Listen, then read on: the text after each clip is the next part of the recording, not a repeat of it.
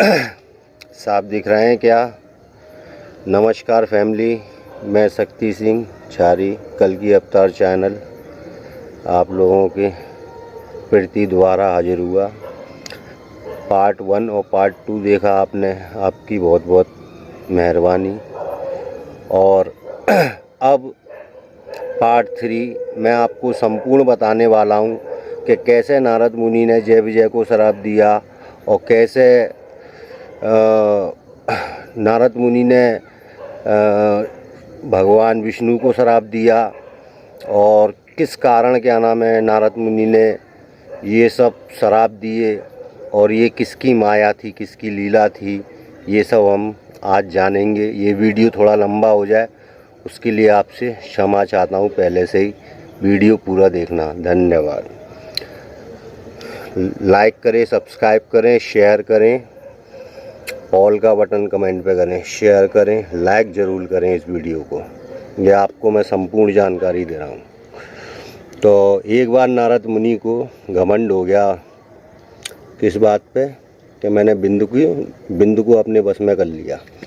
लेकिन उसमें चक्कर क्या हुआ कि वो सबसे पहले वो गया था तपस्या करने के लिए। कुछ समय पहले वो तपस्या करने के लिए गया एक बार। तो तपस्या करते करते उसने इतनी तपस्या कर ली कि उसको अपने बिंद पे मतलब यानी किसी स्त्री के मतलब अपनी जब तपस्या तोड़ी उसने, तो उसके बाद वो बहुत सी जगहों पे घूमा तो उसको यूँ लगा कि मैंने अपने बिंदु को कब्जे में कर लिया। लेकिन जब वो भगवान अपने पिताजी के पास ब्रह्मा जी के पास पहुंचा तो ब्रह्मा जी से उसने बोला, नारद मुनि जी ने बोला ब्रह्मा जी से कि पिताजी मैंने कामदेव को अपने वश में कर लिया है। तो उन्होंने कहा कि तुमने मुझसे तो कह दिया लेकिन श्री हरि से मत कहना। उन्होंने जाके श्री हरि से भी कह दिया तो श्री हरि ने कहा कि मुझसे कह दिया है लेकिन महादेव से मत कहना। उन्होंने जाके महादेव से भी कह दिया तो महादेव ने कहा तथास्तु, कोई बात नहीं, अच्छी बात है। उसके बाद श्री हरि विष्णु जी ने अपनी एक माया रची। माया में उन्होंने एक सुंदर नगरी बनाई, उसमें एक राजा और एक राजकुमारी बनाई और बहुत ही अच्छी नगरी थी। तो एक बार भ्रमण करते हुए नारद मुनि जा रहे थे तो उनकी उस नगरी पे, माया नगरी पे नज़र पड़ी तो उसमें एक कन्या राजकुमारी खेल रही थी। तो उसको देख के वो एकदम मोहित हो गए और नीचे उतर आए और उनको चुपके चुपके देखने लगे। फिर उसके बाद उनकी एक सहेली ने देख लिया, नारद मुनि जी को राजकुमारी की एक सहेली ने देख लिया। फिर उसके बाद उसको पकड़ के वो ले आ रहे थे तो फिर राजा को बुलाया गया तो राजा ने कहा, अरे नारद मुनि जी आप कैसे प्रभु के कुछ नहीं, वो आपकी। तो उन्होंने उनका सत्कार किया। फिर उसके बाद उन्होंने कहा राजा ने कि ये मेरी कन्या है, इसका विवाह के लिए कोई सहयोग निकालिए। तो ये वीडियो लंबी हो जाएगी, थोड़ा आप इसको पूरा देखिए जब भी समझ आएगी। तो उसके बाद क्या नाम है नारद मुनि ने हाथ देखा तो उन्होंने कहा कि तुम्हारी लड़की के हाथ में तो दुनिया का सबसे शक्तिशाली इंसान है। उसके बाद नारद मुनि ने कहा कि कुछ समय बाद आपकी लड़की की शादी जल्दी हो जाएगी। ये कह के नारद मुनि चले गए श्री विष्णु के पास। श्री विष्णु से उन्होंने कहा कि विष्णु जी मैं शादी करना चाहता हूँ। तो उन्होंने कहा मुझे अपना कोई ऐसा रूप दीजिए, कोई सुंदर रूप दीजिए, आपके तो बहुत सुंदर रूप हैं, कोई मुझे एक अपना सुंदर रूप दीजिए। तो उन्होंने उसको बानर का रूप दे दिया। बानर का रूप देने के बाद वो स्वयंवर चल रहा था, वहाँ पे स्वयंवर की बात हो चुकी थी तो सीधे स्वयंवर में पहुँचे नारद मुनि स्वयंवर में जैसे ही पहुँचे वैसे ही क्या नाम है स्वयंवर चालू हो चुका था। तो श्री हरि विष्णु ने जय विजय अपने दोनों गढ़ उनके पीछे भेज दिए। उनसे कहा कि ये देखो क्या करते हैं और क्या करेंगे ये बताना तुम आके मुझे। तो उसके बाद वो पहुंच गए दोनों। अब उनका बानर का मुँह श्री हरि ने बना दिया अब वो क्या सोच रहे हैं कि नारद मुनि मैं बहुत खूबसूरत हूँ, जबकि उनका बंदर का मुंह बन चुका था। उन्होंने अपनी माया से बंदर का मुंह बना दिया। फिर उसके बाद वो सीधे वहाँ स्वयंवर में पहुँचे राजा के यहाँ पे। राजा के यहाँ पे पहुँचने के बाद सबसे आगे लाइन में लग गए और राजकुमारी वरमाला लेकर आई। राजकुमारी ने जैसे ही उसका मुंह देखा तो वो हंसी और आगे बढ़ गई। फिर उसके बाद नारद मुनि ने क्या सोचा कि मुझसे शर्मा गई हैं, तो क्यों ना फिर मैं और दूसरी आगे लाइन में जाके लगूं पीछे की साइड में, जिससे मेरा नंबर दोबारा से वो शायद मेरे गले में ही माला डालेंगी। तो ये सोच के फिर वो 1-2 बार और लगे तो उधर जय विजय उनको देख के हंसने लगे।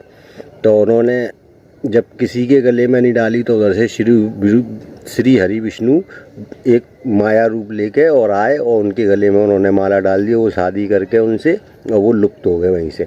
वहीं जय विजय गए थे उनके गढ़, जो देख रहे थे उनको, तो उन्होंने कहा कि अगर तो तुम मुझ पे हंस क्यों रहे हो। नारद मुनि ने बोला कि पहले जाके तुम अपना मुंह पानी में देखो। पानी को पहले दर्पण बोलते थे, तो पानी में जाके देखो।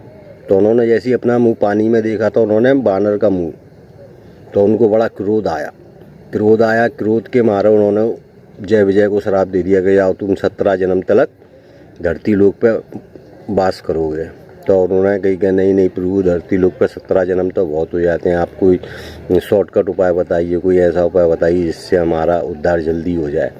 तो उन्होंने कहा था कि ठीक है, तुम 3 जन्म बुरे काम करोगे तो श्री हरि विष्णु ही तुम्हारा उद्धार करेंगे। जब तुम्हारा उद्धार होगा, श्री हरि विष्णु का नहीं बोला था उस समय, जब तुम्हारा उद्धार होगा ये बोला था उस समय। फिर उसके बाद वो नारद मुनि क्रोधित होते हुए श्री हरि विष्णु के पास पहुँचे। तो उन्होंने श्री हरि विष्णु को जाते ही खेम शराब दे दिया कि प्रभु ये आपने क्या किया, मेरे साथ अच्छा नहीं किया। जैसे मैं आज औरत के वियोग में भटका और परेशान हुआ, ऐसे ही आप भी अपनी औरत के वियोग में धरती जन्म में ऐसी धरती पर ऐसी विचरण करके अपनी औरत के वियोग में भटकोगे। 1 मिनट भाई, याद कर रहा हूँ। मैंने पूरी वो पढ़ी थी, लेकिन मैं ऐसे किसी की तरह खोल के नहीं दिखाता हूँ, ये मेरी आदत नहीं है। क्योंकि आप खुद खोल के पढ़ना ना, अगर मैं झूठ बोल रहा हूँ तो फिर कभी आप मेरी वीडियो को लाइक मत करना, शेयर मत करना, कमेंट भी मत करना, सब्सक्राइब भी मत करना। अगर मानते हो तो सब्सक्राइब ज़रूर करना, जिससे आने वाली वीडियो ज़रूर मिले आपको।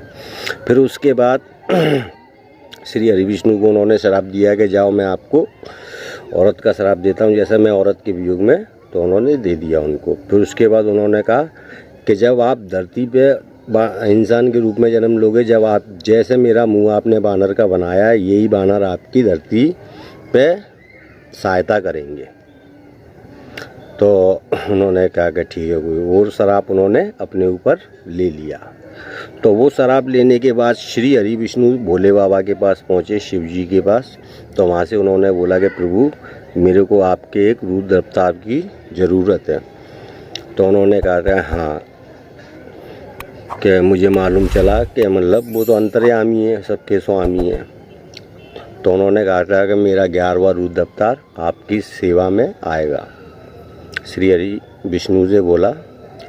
तो उन्होंने उस समय राम का जन्म लिया जब हनुमान जी पैदा हुए। हनुमान जी को वहाँ से श्राप लगा था।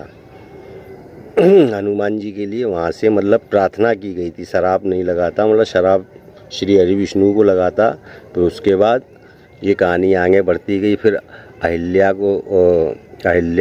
ने अपनी लड़की को श्राप दिया, अंजनी को।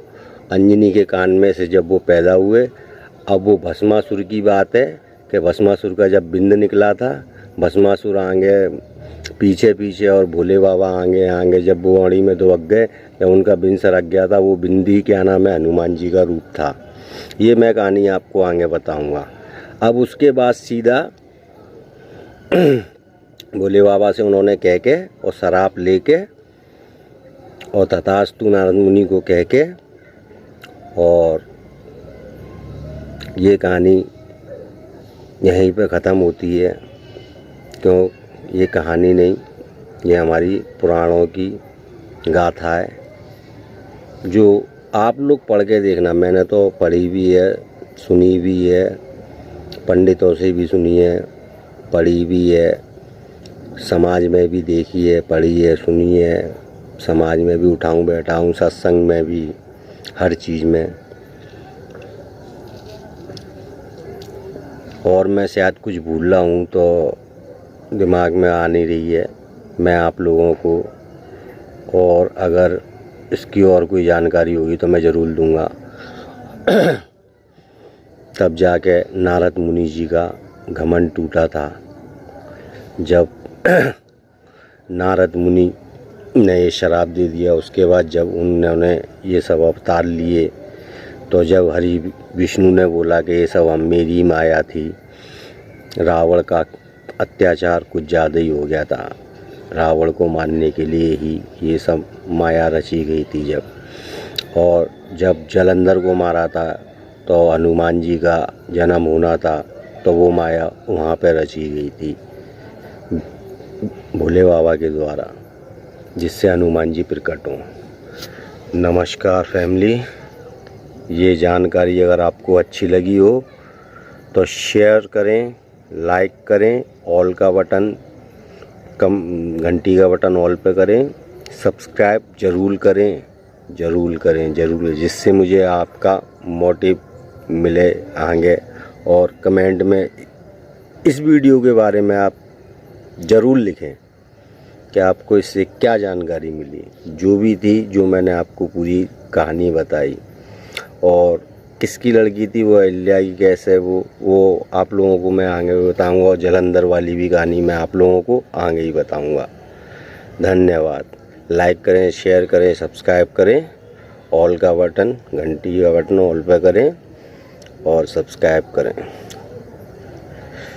चलिए नमस्कार, आगे फिर मिलते हैं आगे की कहानी।